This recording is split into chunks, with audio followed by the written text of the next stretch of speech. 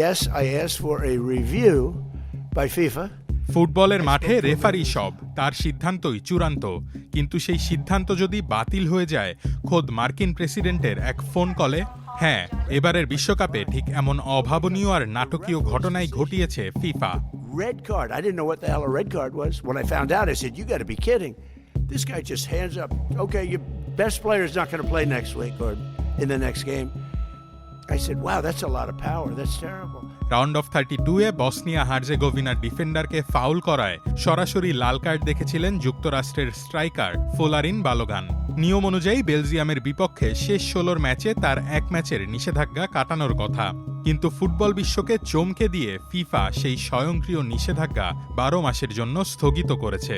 আর এর পেছনে রয়েছে স্বয়ং মার্কিন প্রেসিডেন্ট ডোনাল্ড ট্রাম্পের সরাসরি হস্তক্ষেপ। I asked for a review because I didn't think it was a foul. And, again, I'm good at this stuff. I didn't think it was a foul. সোমবার white হাউসে ট্রাম্প নিজেই স্বীকার করেছেন যে তিনি ফিফা সভাপতি জিয়ান্নি ইনফান্তিনোকে ফোন করে সিদ্ধান্তটি পুনর্বিবেচনা করতে বলেছিলেন, কারণ ট্রাম্পের মতে ওটা কোনো ফাউলই ছিল না।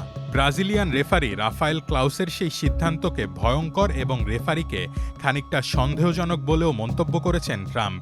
যদিও ব্রাজিলিয়ান ফুটবল কনফেডারেশন তাৎক্ষণিকভাবে রেফারির সততার পক্ষে দাঁড়িয়ে তাকে দৃষ্টান্তমূলক পেশাদার বলে আখ্যা দিয়েছে। This referee who is a little bit suspect. If you check his past, I don't want to say that because I don't like to create controversy, but very suspect.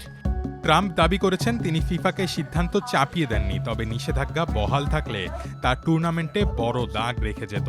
Let's say we lost him and we lose the game. It would be a terrible thing. So I think they made a really brilliant decision. I think the referee's call was horrible. এদিকে FIFA সভাপতি Infantino এক্সে দেওয়া এক বিবৃতিতে জানিয়েছেন তিনি ট্রাম্পকে বলেছিলেন এটি স্বাধীন বিচারিক প্রক্রিয়ার বিষয়। পরে তিনি এও জানান ফিফার ডিসিপ্লিনারি কমিটির সিদ্ধান্ত ব্যক্তিগতভাবে পছন্দ হোক বা না হোক সেটাকে সম্মান করতে হবে। কোনো সুনির্দিষ্ট ব্যাখ্যা না দিলেও ফিফা তাদের ডিসিপ্লিনারি কোডের ২৭ নম্বর অনুচ্ছেদের অধীনে এই নিষেধাজ্ঞা 1 বছরের প্রবেশনারি মেয়াদের জন্য স্থগিত করেছে।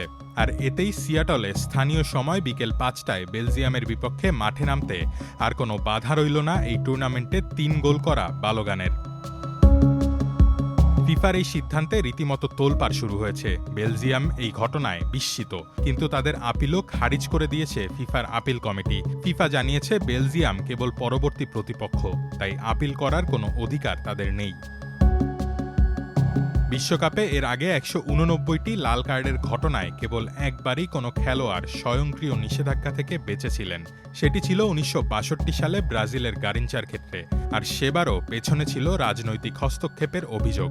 আর এখন ডোনাল্ড ট্রাম্পের কথায় ফিফার এই নাটকীয় সিদ্ধান্ত বিশ্ব ফুটবলের ইতিহাসে সত্যিই এক নতুন বিতর্কের জন্ম দিল। I'm very glad all I did was ask for a review. I didn't say you have to do this. Rohan Adnan, প্রথম আলো।